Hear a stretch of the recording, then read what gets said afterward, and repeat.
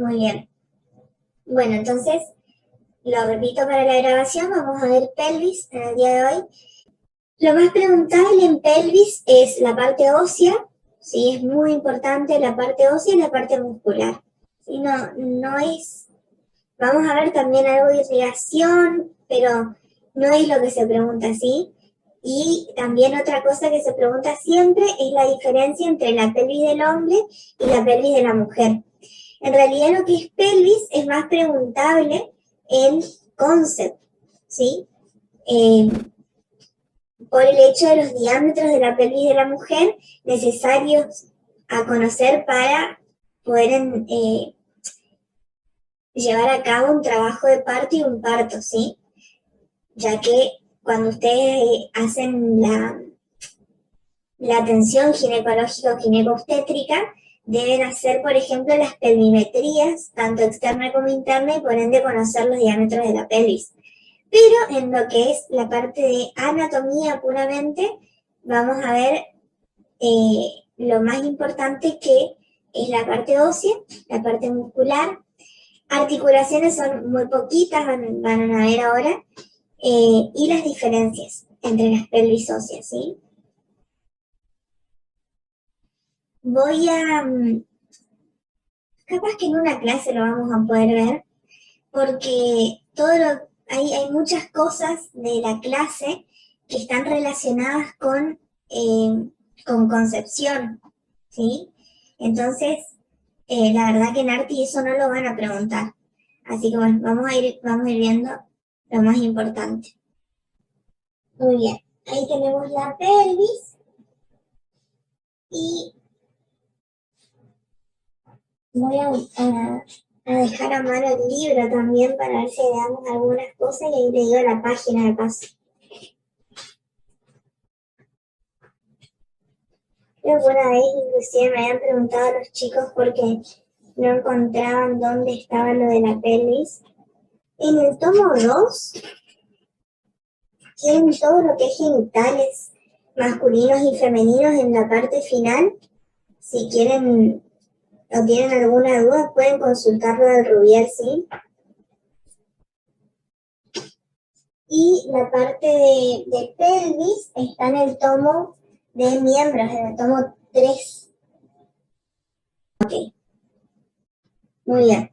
Bueno, entonces hablemos del esqueleto de la pelvis en primer lugar. La pelvis va a estar formada por los huesos coxales, ¿sí? El hueso coxal, recuerden que está formado por 3 partes, ¿sí? Que son el ilion, el pubis y el isquion, que ahora lo vamos a ver en detalle. Después tenemos el sacro y el coxis, que tanto el sacro como el coxis son la parte final de la columna, ¿sí? Eso es específicamente esqueleto de pelvis, ¿sí? Que no es lo mismo que decir cintura pélvica. Nosotros cuando hablamos de miembro inferior hablamos de la cintura pélvica. ¿Por qué?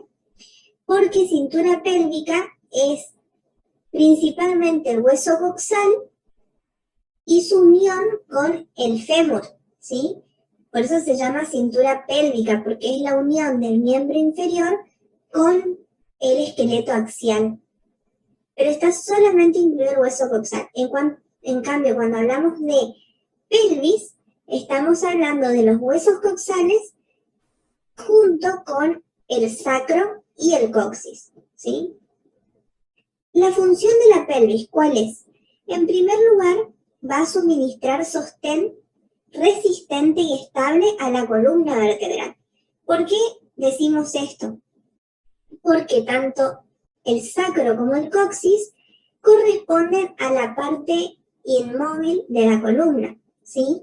Son en las únicas 2 zonas donde las vértebras van a estar fusionadas formando una especie de un solo hueso, pero en realidad no es uno solo. Por ejemplo, el sacro son 5 vértebras, pero como están fusionadas entre sí se conoce como hueso sacro, pero en realidad son 5 vértebras sacras fusionadas. Lo mismo con el coxis son entre 3, 4 vértebras coxígeas, pero que también están fusionadas. Entonces, eso le va a dar a la columna, le va a dar estabilidad, ¿sí? Y también la pelvis se va a encargar, la pelvis en todo el conjunto, de resguardar, proteger a los órganos que están en la pelvis, ¿sí? ¿Qué órganos son esos? Los órganos genitales, femeninos y masculinos, parte del sistema urinario, también estaría incluido acá, y parte del sistema digestivo, ¿sí? Parte del colon, algunas parte de lo que es el intestino delgado y el recto y demás, ¿sí? Entonces, todos esos órganos van a estar dentro de la pelvis, ¿sí? Son órganos intrapélvicos. Entonces, esta estructura ósea se va a encargar de protegerlos, ¿sí? Bueno, ahora sí vamos a hablar específicamente del hueso coxal.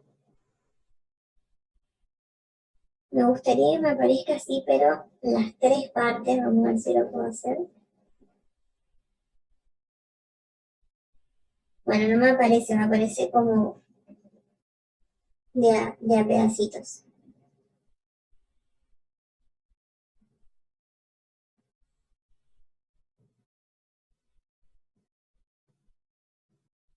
Vamos a verlo ahí, ¿sí? Ese es el hueso coxal, ¿ok? Acá es como que se lo ve un poco más real que en las imágenes. Voy a girar para que ustedes lo vean.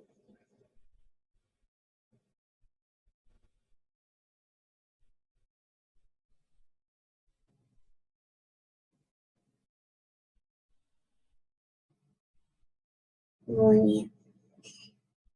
Bueno, lo voy a poner en la misma posición que lo tienen ustedes en la imagen del apunte, ¿sí? Es algo así, solamente que este es el izquierdo y el que está ahí es el derecho.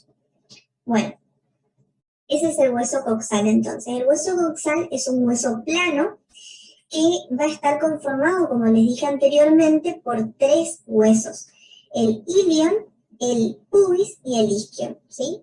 Vamos a verlo acá. Este sería el ilion, ¿sí? Este sería el pubis y este sería el isquion.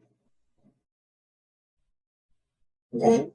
Isquion, ilion perdón, nada que ver.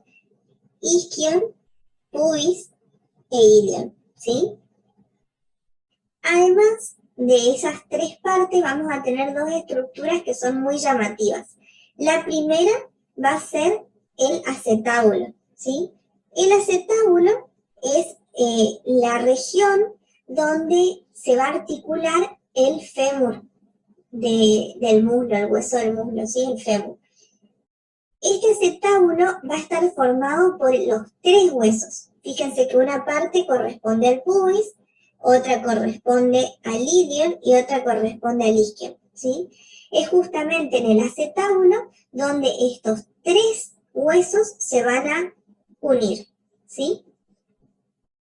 Y por debajo del acetábulo nos encontramos con un orificio, otra estructura más, que es el agujero obturado. El agujero obturado va a estar normalmente, acá sacamos todas eh, las estructuras ay, no me sale la palabra, tejido conjuntivo, ¿sí? Y ligamentaria, pero en realidad el agujero obturado va a estar recubierto por lo que es la membrana obturatriz.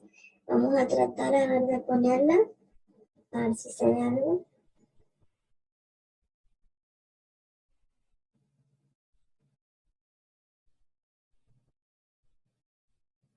Ahí se puede ver, ¿ven?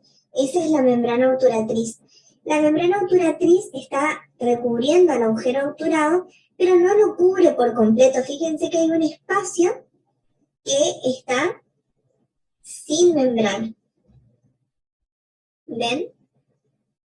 Ese espacio es por el cual se va a dar paso a los eh, vasos sanguíneos y nerviosos que forman el paquete vasculonervioso obturador, ¿sí? Muy bien.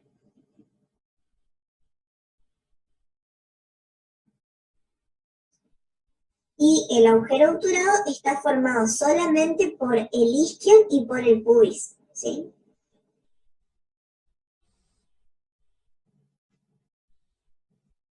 Muy bien. Volviendo un poquito a lo que es el acetábulo, vamos a ver, acá no se nota tan bien, voy a tratar de acercarlo, ahí. Vamos a ver que el acetábulo está formado por dos partes, ¿sí? La parte eh, periférica, a ver, voy a dibujar,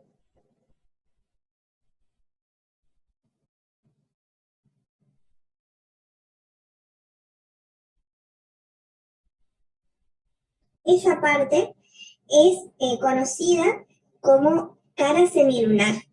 La cara semilunar está formada por estos tres huesos, es la región a donde se va a articular la cabeza del fémur, ¿sí? Pero después, en el medio, nos quedaría otra parte.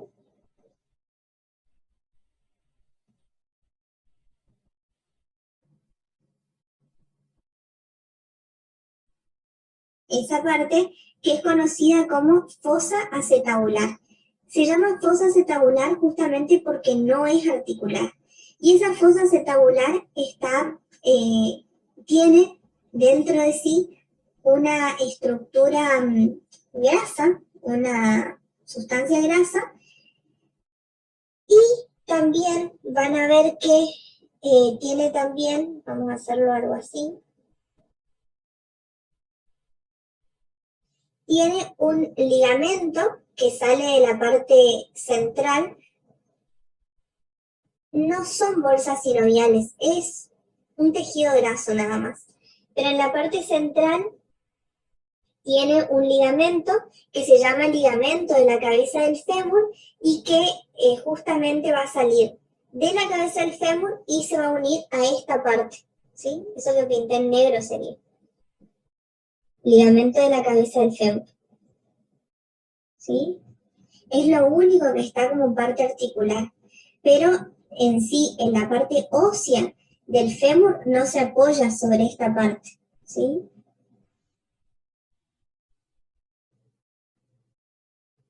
Muy bien. Bueno, vamos a ver en detalle ahora al hueso, ¿sí? Podemos, si ustedes quieren, ir por parte. Vamos a empezar por el ilion y sus partes, pero antes quiero decirles una cosa. El hueso coxal está formado por cuatro bordes y dos caras, ¿sí? La cara donde ustedes ven el acetábulo, así, esta, ¿sí? Es la cara lateral, ¿sí? Esa es la cara lateral siempre. ¿Por qué cara lateral? Porque siempre acuérdense que el fémur sale hacia el costado, hacia afuera. Entonces siempre donde esté el acetábulo va a ser la cara lateral. Donde no está el acetábulo, donde no se lo ve, va a ser la cara medial, ¿sí? Y después tenemos los cuatro bordes. El borde superior que está formado por el ilion, ¿sí? Borde superior. Después tenemos un borde, vamos a ponerlo así para poder entenderlo bien, ¿sí? Tenemos un borde anterior, no sé si alcanzan a ver el cursor ahí. Este es el borde anterior. Después tenemos el borde posterior, que se nota bien cuál es el borde posterior, porque tiene la escotadura asiática mayor bien marcada. ¿Ven? Siempre ese es el borde posterior. Y después, por último, el borde inferior, que va a estar formado por el pubis y el isquion. ¿Sí? Ahí. Muy bien. Esas son las caras y los bordes. ¿Ok? Ahora vamos a ver cada hueso por separado y sus caras, tanto en la cara medial como en la cara lateral que nos encontramos. Vamos a ver en primer lugar el ilion, ¿sí?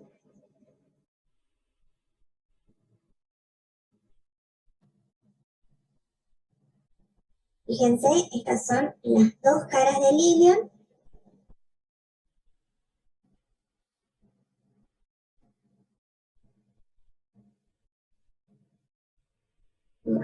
Vamos a ver esta primero. ¿Cuál es esta cara de Lilian? A ver si se llegan a ubicar.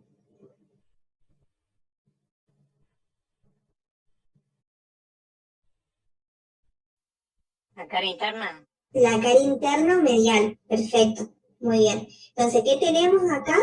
En primer lugar vamos a tener la fosa ilíaca, ¿sí? La fosa ilíaca es re importante. ¿Por qué? Porque le va a dar no articulación, sino inserción a músculos importantes como por ejemplo el psoas mayor, en realidad el psoas ilíaco completo, ¿sí? Entonces ahí tenemos la fosa ilíaca, ¿sí? Después, hacia este lado, que sería el borde anterior, tenemos la espina ilíaca anterosuperior y por debajo la espina ilíaca anteroinferior, ¿sí? En el borde superior tenemos la cresta ilíaca, muy importante, cresta ilíaca, ¿sí? Acá, ¿ven? Esa es la cresta ilíaca, que nos sirve mucho como reparo anatómico para delimitar, por ejemplo, dónde está ubicado el hueso coxal o para delimitar los espacios de la columna vertebral. Por ejemplo, cuando nosotros hacemos una punción lumbar o una anestesia raquídea, primero tenemos que ubicar las crestas ilíacas y ahí ubicarnos dónde se encuentran las vértebras entre L4, L5 o L3, L4 y L5, que es donde se pueden hacer este tipo de punciones. Pero tomamos como referencia ósea a la cresta ilíaca siempre, ¿sí? Muy bien. Después tenemos en el borde posterior, vamos a tener la espina ilíaca posterior-superior, ¿sí? Y la espina ilíaca posterior-inferior. Esas son las partes más importantes de la cara medial del ilion, ¿ok? Después fíjense que tenemos una carilla articular. Uy, ¿qué pasó? Ahí está. Tenemos parte de la línea arcuata o línea innominada. Eso también es importante, solamente que acá vemos una parte que es la amarilla, pero en realidad se continúa hacia los otros huesos, que ahora lo vamos a ver.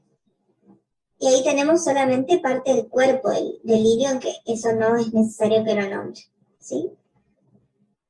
Luego, en la cara lateral vamos a tener en el cuerpo del ilion, que acá no está marcado, vamos a tener las líneas glúteas, ¿sí? ¿Con cuántas líneas glúteas contamos?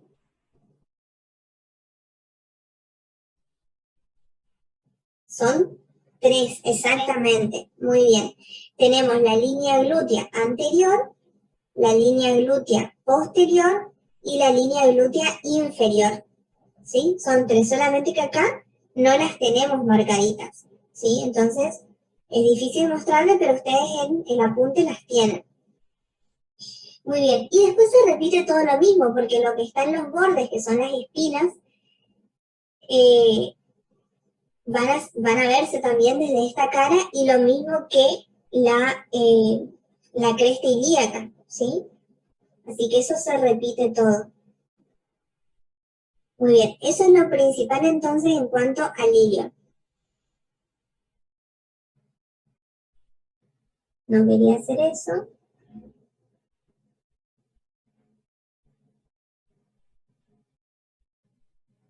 Sé que toqué, pero bueno.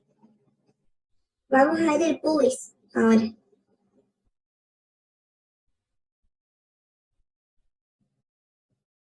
Voy a trabajar, no sé por qué agarro el lado izquierdo, es mucho mejor trabajar con el lado derecho porque es como aparecen todas las bibliografías, ¿sí?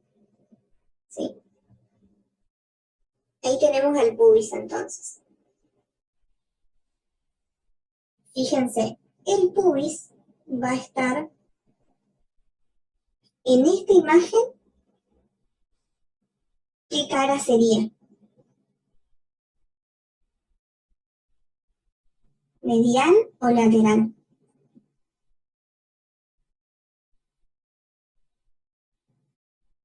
Lateral, exactamente, porque fíjense que acá está formando el acetauro, ¿sí? Y siempre en la cara lateral se ve el acetauro, ¿sí? Entonces, en la cara lateral, lo que nosotros vamos a poder ver va a ser las ramas, van a ser las ramas del pubis, ¿sí? Se divide en dos ramas. Tenemos una rama superior y una rama inferior. A ver, vamos a ver. Bueno, pasa que hay muchas marcas, pero sería eso. Eso sería rama superior, toda esa parte, y esto sería rama inferior, ¿sí? Y acá lo que tenemos en el borde es la cresta púbica o pubiana con la espina púbica, ¿sí? Ahí tenemos la espina, ven que está pintada en verde. Eso estaría en el borde anterior, ¿sí? La espina y la cresta púbica o pubiana. Muy bien. Y después está todo lo que forma el acetábulo. Ahí hay una eminencia que es la eminencia iliopubiana, pero bueno, ténganla ahí en cuenta. Y después acá tenemos todo el borde del agujero obturado. ¿Ven? Bueno, si nosotros damos vuelta el hueso y vemos la cara lateral, ¿sí? Nos vamos a encontrar con, a ver, creo que acá no está marcada,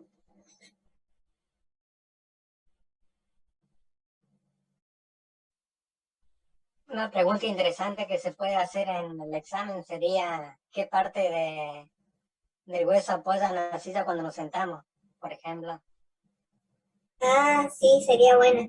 ¿Y cuál sería? A ver, Ahí le dejo para que piensen. a ver, ¿cuál sería la parte que se apoya cuando nos sentamos?